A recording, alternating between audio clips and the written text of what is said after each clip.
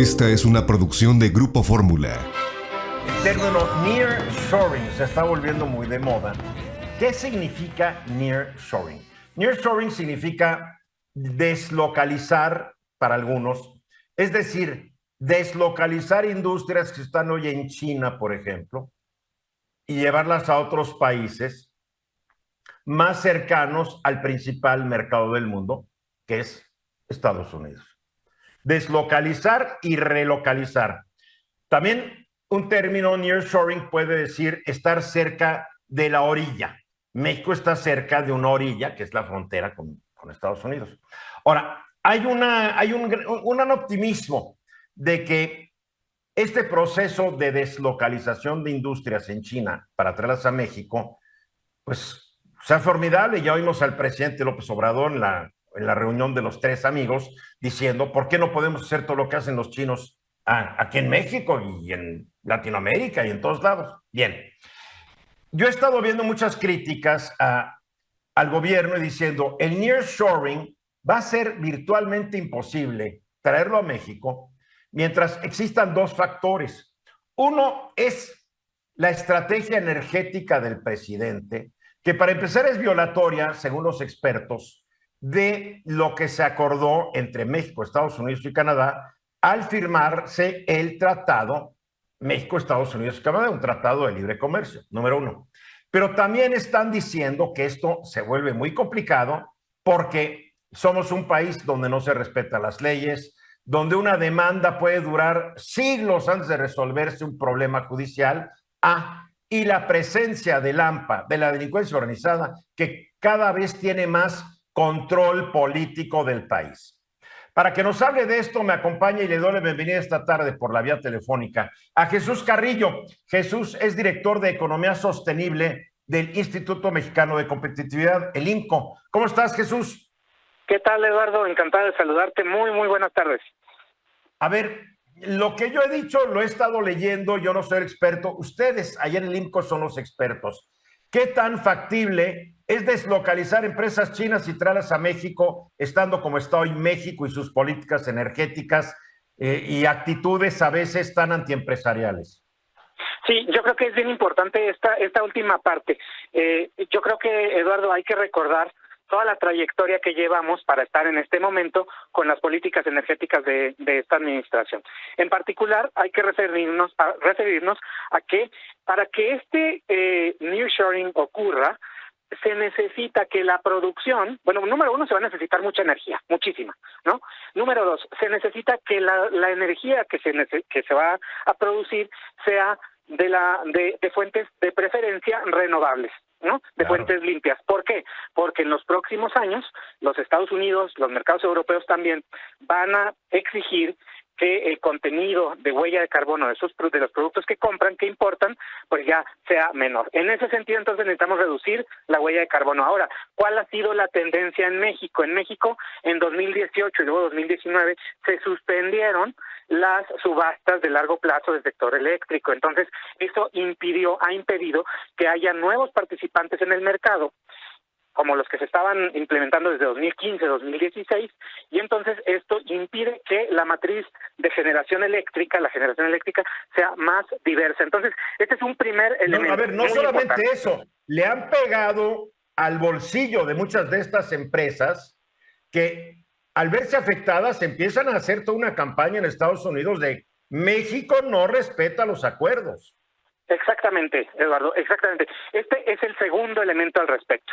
Cuando tú, primero cancelas una política que estaba de acuerdo a la legislación mexicana, a la Ley General de Cambio Climático, para empezar, y a nuestros compromisos internacionales, por ahí empezamos. En segundo lugar, cuando se le empieza a impedir a muchas empresas que se establezcan de la manera adecuada, que se les niegan contratos de interconexión a la red de transmisión, etcétera, o simplemente se les dan largas indebidas a sus procesos, lo que genera también pues es una incertidumbre para las inversiones.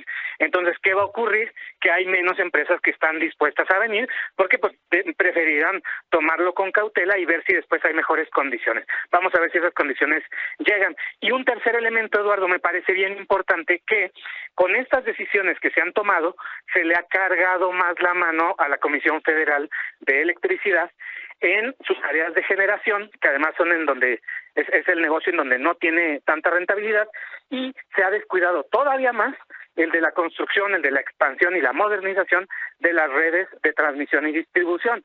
Todos estos cables que vemos por las carreteras, por donde se conduce la electricidad entre regiones del país, pues estas son muy viejas, están muy desgastadas, necesitan mantenimiento, modernización. Y si esto no lo hace la CFE... ¿Me está diciendo que la CFE no es una empresa de nivel mundial? Bueno, mira, en términos de transmisión y de distribución genera mucho dinero, es muy rentable. ¿Dónde más genera dinero?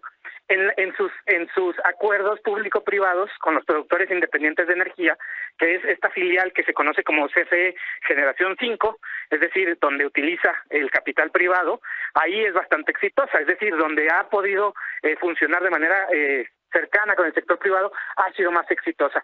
Y pues en el monopolio que tiene de transmisión y distribución, que está bien que sea un monopolio que es legal porque es natural, entonces, pero ahí es donde se necesita muchísima inversión, y si esa inversión no ocurre, entonces no importa inclusive que se pusieran muchísimas plantas de electricidad de generación, porque no se pueden conectar entre ellas. Y si no se pueden conectar entre ellas, es decir, si no hay un sistema nervioso de esta red de transmisión y distribución suficiente, pues entonces estas empresas que van a requerir mucha energía para producir, transistores o baterías eléctricas o lo que tú gustes, pues no, simplemente no van a poder funcionar. Entonces, por eso es que estas políticas energéticas no han funcionado. Jesús, es que el gobierno no tiene los recursos para expandir a la CFE y modernizarla. No existen los recursos. Para modernizar, sí, mira, si pudiéramos enfocar a la CFE en lo que tiene como buen negocio, porque la CFE tiene buenas capacidades financieras, mucho mejores, por ejemplo, comparadas con Pemex. Claro. La CFE, si se dedicara a fortalecer sus negocios más rentables, en particular la transmisión y la distribución, sería más rentable, ¿no? Entonces, el problema es que se le está dando prioridad al sector del negocio, a la cadena del negocio que no es exitosa. En ese sentido, pues no solo se está bloqueando una entrada de nuevos participantes o la expansión de otros, sino que también se están, echando los recursos buenos a la parte mala del negocio de la CFE. Y en ese sentido es, pues, que se complica mucho pues una realización concreta del nearshoring, que es lo que estamos como tratando de atraer, ¿no? Entonces, esto es México llegó tarde a las economías abiertas, México llegó tarde a la globalización, más o menos la ha llevado.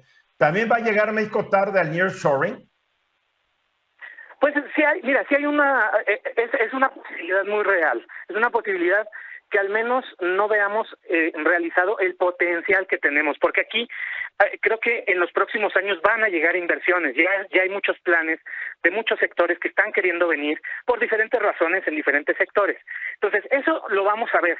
Ahora, el problema con estas cosas, Eduardo, es que como lo que no sucede nunca se ve, pues entonces no vamos a ver exactamente todo lo que nos estamos perdiendo si no modernizamos, si no le damos, por ejemplo, buen acceso a la electricidad a zonas del sur-sureste para que puedan atraer también allá inversiones y en otras regiones. Entonces, algo bien importante es que aunque veamos algunas inversiones, pues definitivamente no vamos a ver suficientes si no, tomamos cartas en el asunto y modernizamos más nuestro sector eléctrico, si le damos más, redundancia y más resiliencia a todas las redes, y también si abastecemos suficiente de combustibles como el gas natural, ¿no?, que también necesita su infraestructura. Entonces, todo esto es muy, muy importante y, pues, definitivamente, en ese sentido, pues sí, no solo llegaríamos tarde, sino que probablemente nos quedaríamos cortos con respecto al potencial que tenemos.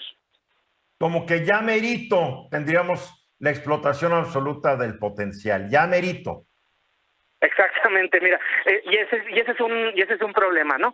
Porque justamente cuando celebramos que algo sucede, pero no nos fijamos lo que realmente podría haber sido el potencial que teníamos, ahí es cuando, por ejemplo, lo mismo decimos ahorita con la recuperación económica, ¿no? Decimos, ya llegamos a los niveles económicos de 2020, sí, nada más que la economía tendría que haber estado creciendo, entonces, en ese sentido tenemos un déficit más o menos de 1 millón de empleos. En este sentido, pues es lo mismo, a lo mejor vemos unos cuantos puntos del PIB, unos cuantos cientos de miles de millones de dólares, que son muy buenos, desde luego, pero el potencial es realmente grande. Si consideramos nada más que en términos de semiconductores en Taiwán se produce la mitad de todos los que se usan en el mundo, bueno, pues entonces estos proyectos podrían realmente ser muy atractivos, pero se necesitan más cosas. Se necesita una política energética pues más acorde a esas necesidades y se necesitan también políticas de capacitación, de educación, etcétera, para generar un capital humano que pueda estar ahí. Hoy tenemos un sistema educativo que no genera los técnicos, que necesitaría una fábrica de semiconductores. En fin, sí, sin duda. Jesús, como siempre, agradezco tus comentarios. Hablamos pronto. Eduardo, muchísimas gracias a ti por la oportunidad de platicar. Un abrazo para ti, para el auditorio.